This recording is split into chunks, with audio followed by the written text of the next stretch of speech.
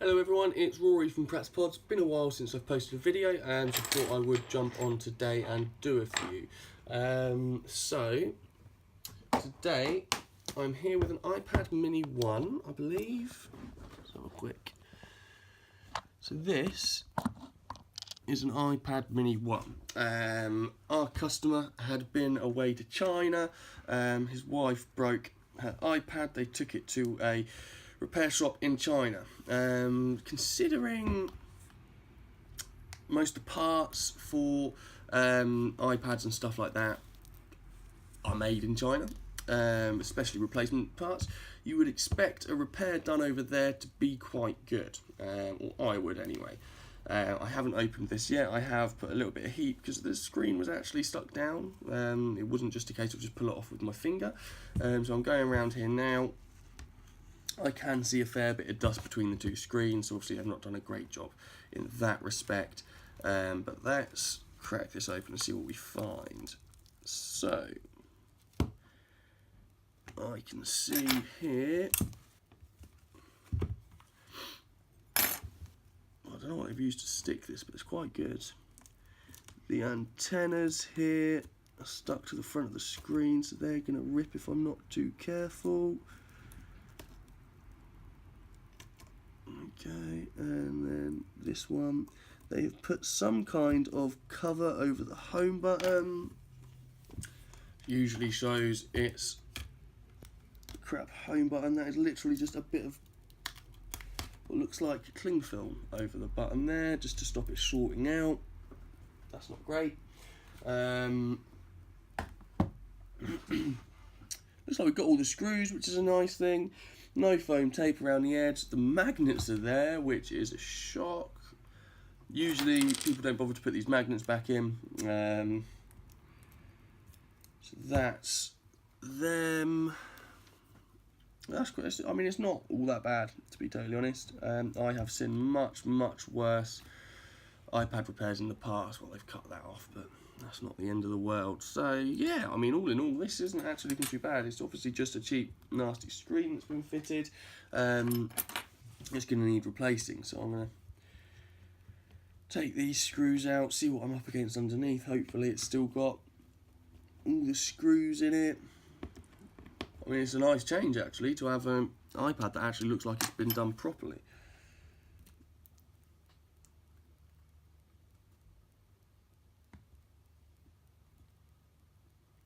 So usually 9 times out of 10, you'll open one of these up, there'll be screws missing.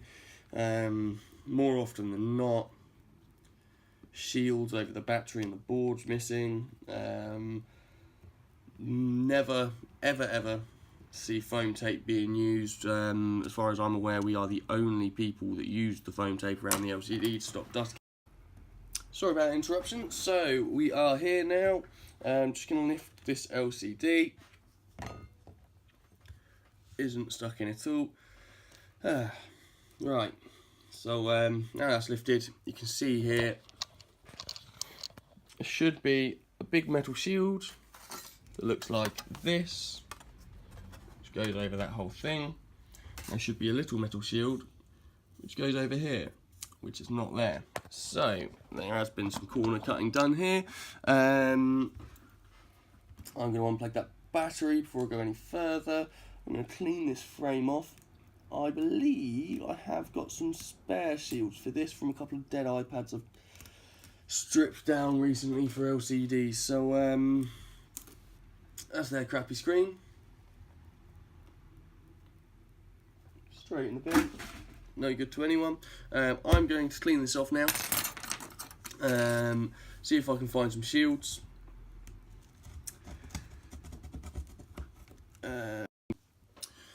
I can't seem to get 10 minutes today, so just turn this off. I'm just going to clean this frame up now.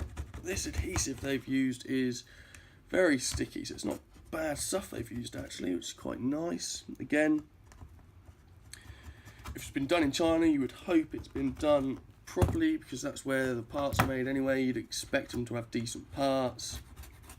Obviously that's not the case because the part in this instance is faulty. to give this a nice clean.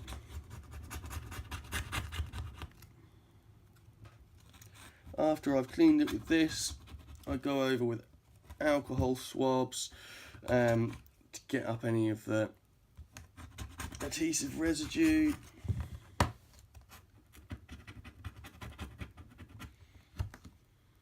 And this is one of the main things, main reasons why people fail with iPad repairs, because they don't give it the time to clean the frame. If you just put old adhesive over old adhesive over old adhesive, you're never going to get a decent bond. And I think the problem with a lot of people when they're repairing iPads is they just think, oh, it's just like an iPhone, it's nice and easy, we'll just slap it on there. When it's really not the case. They are very different devices. They are built and, well, fixed together very differently. If you're going to an iPhone specialist, and I say that, I can't think of the word, but if you're going to an iPhone specialist with an iPad, you will, I guarantee you, you will have problems, because someone that specialises in iPhones basically just fixes iPhones. If they say they can do anything else, I guarantee you they won't do a great job. They'll use poor quality parts. I mean, iPhone specialists are, as they say on the tin, they specialise in iPhones apparently, and that basically means they're only smart enough to fix an iPhone, which, I'll be honest, anyone can replace the screen on an iPhone if you've got the right tools and a bit of patience. The real work is the board level repairs and the iPad repairs and the stuff no one likes doing or people can't do. I mean, there's 101 people that will call themselves iPhone specialists. For those iPhone specialists, there's probably one or two decent people in that group of iPhone specialists that actually know what they're doing, sort of properly. And again, to that 100 people, there's probably one or two maximum that do the sort of stuff we do, where you specialise in things like... Sorry, once again, interrupted. So, still just cleaning this, we're almost there. Just get as much off as I can. I've slightly changed the way I do iPad minis now. I have been trialling a different type of adhesive, which has held out very, very well. Not a case of trying to cut corners or anything like that. It does just make my job that little bit quicker. And like I say, I have been trialling it with my own devices for a while now. I will never fit anything to a customer's device if I would not be happy with having it myself. So I actually, even though I didn't have a broken screen, I have an iPad mini at home. I took that apart. Get a bit clean here. I took that apart, fitted a new screen with this new adhesive, and it has held up perfectly. So I have no doubts. And that tends to be what I do. If something new comes out, like a new part, for example, I keep an iPhone 7 for myself. If a new part comes out, for example, these home buttons, these home button flex cables, and there's just a new one come out again, so I'll be trialing them soon. But basically, I took the home button off of mine, fitted this new charging port, because I thought I don't really want to be fitting this thing to my customers' devices if I don't have confidence in it myself. So yeah, let's say I will only fit something on a customer's device if I am 100% happy with it myself. If I do not like the product, I won't use it. It's that simple, really, because there's no point in fitting substandard parts like a lot of people do, just to make a quick buck. At the end of the day, we're in this for the long run.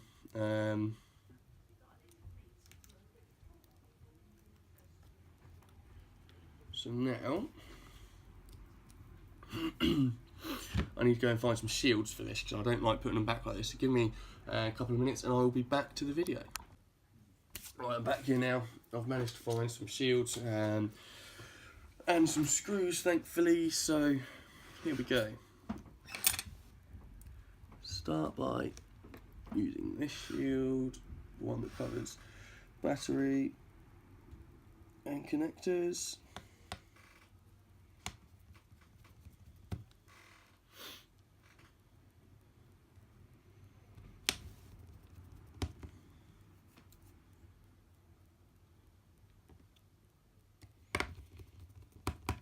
Okay, now we'll stick this shield in. What I'm going to do quickly before I screw that one in is just give this a quick test. Make sure touch works, home button.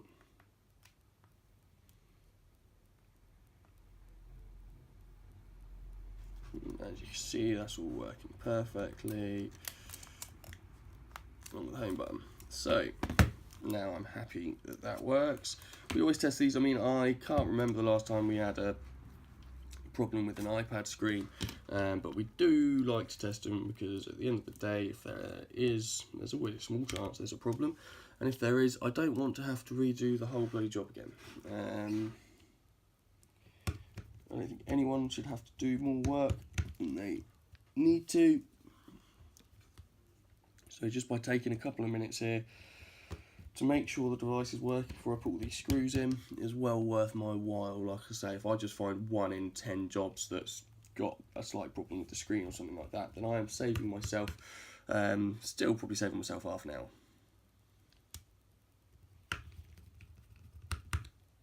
I got to a stage where I never got faulty iPad screens, so I would just stick them on there. I wouldn't bother testing, and then where you would get a bad batch every now and again, which is common. I mean, don't get me wrong, we specialise in iPads. We have really good quality parts for everything, and we only use original Samsung screens. I mean, iPhone screens are the best quality you will find other than original. But you are always going to get, no matter what parts you have, you'll always get manufacturing defects sometime. And whether it's a bad batch, whether you get just the odd one here and there, you will always. Don't believe anyone that tells you they've never had a faulty screen. If they've never had a faulty screen, they don't do many screen replacements. Everyone in this industry will have had bad parts at some point. When you start out in this industry, you get bad parts all the time. You go for the cheap ones, which is something we didn't do for very long. You go for the cheap parts from the cheap suppliers, and you'll have constant returning customers. Always worthwhile just spending a few extra pounds per screen, getting something really good quality from a company that's going to give you decent customer service. That tends to be the way we roll. Obviously we import all our parts because we get quite a few, but the key is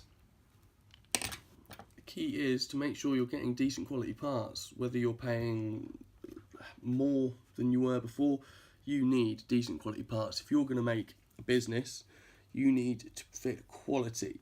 Don't go for price, you need quality. Those that go for price won't last in this business, because they will get bad reviews, they will get bad parts, and they just will not last.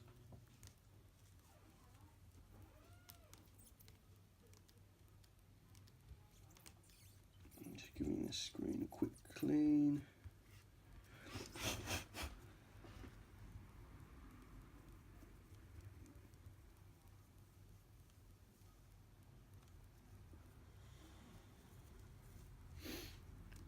So that screen is very clean now, and the dust that got on there looks like it's pretty much cleaned away, so we're happy there. Next, I almost put the phone tape on before I put the screws on. I'm not quite with it today. It's second day back after Christmas. I hope everyone had a great Christmas and New Year. I know we did. My little one did not leave me alone for 2 weeks. It was all daddy, which is great. I love it. But it does take its toll, and sometimes, however horrible it is to say, I'm sort of glad to be back in a way, because I get a little bit of a break. Because obviously when you're at home all day, I don't know how my wife does it, to be honest. It's got to be difficult putting up with a tow rag all day, every day. That actually looks longer, so I think that had been put back in the wrong place. That one's going up here now.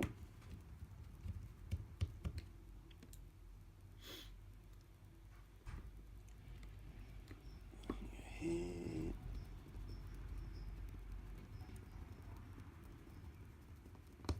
Lovely jubbly. So next it is foam tape around the edge to stop any dust getting onto the LCD after repair. Again, this is something that we do. It's not something you have to do. We believe that if you don't do this, you're 99%. We're 99% sure you're going to get dust on your screen, because your screen will lift. Guarantee you, if you go elsewhere, unless they, well, even if they do super glue it a lot of the time, you will get screen lift.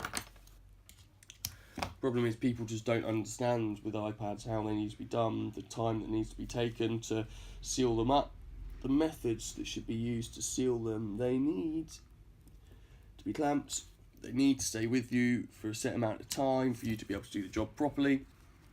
Those that do while you wait iPad repairs, it's horrible it is to say, I should be shot. Those that do while you wait iPad repairs, you should not take your iPad to them, because you will have problems. I can guarantee you that. I would put money on that. If someone's doing a while you wait iPad repair, you're not going to get it sealed up properly. No chance. Whatever they tell you, that iPad is not going to have a decent seal to it. You will have screen lift. You will get dust on your LCD.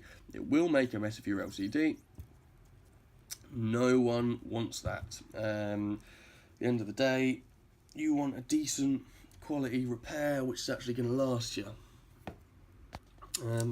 So now I'm going to do one final test. Oh, and I'm not going to forget to put the magnets back in.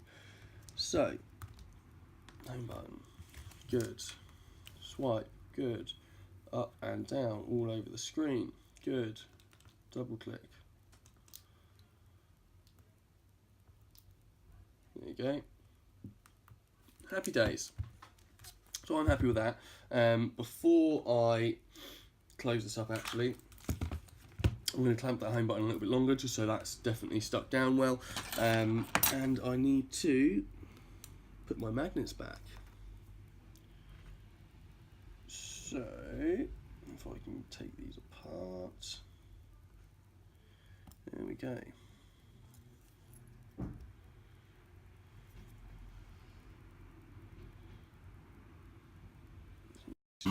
So I am back with this iPad mini. I have given the home button plenty of time for that to get a decent bond.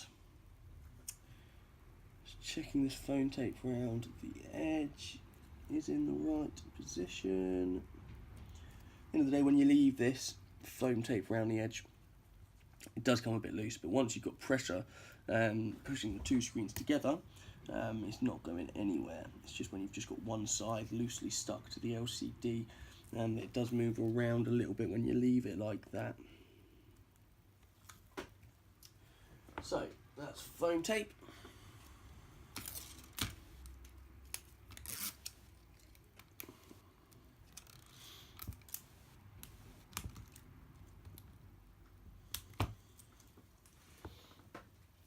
That's my adhesive. Now we've got to clean the screen. Throwing that away, so let me grab a new cloth. Now these are clean room cloths. You get lots of different qualities of these. Ours are 0 particle, so we don't get any particles coming off these cloths. Unlike a lot of other places, we use them once usually. I mean, if it's just for general cleaning of external screens, then yeah, you can reuse them as much as you like, really. But when you're doing LCDs, internal LCDs, you want it to be spotless. So we always try and use brand new cloths where we can. So that is, there you go, nice and clean. I have noticed a couple of specks on the inside of this screen, so I'm going to get them now. I only see them down the bottom here. There you go, that's a bit better.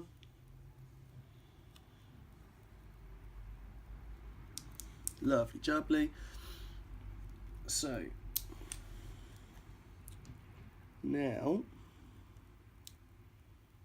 line this up, make sure the flex for the digitiser isn't getting caught. One final check of the LCD there. There was one little speck there, so I'm glad I did that. Nothing worse than sealing these things up and then seeing one little speck of dust.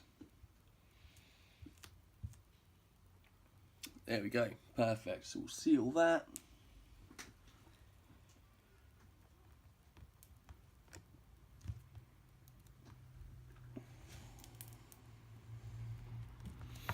There we go. Now, I'll give it a quick test.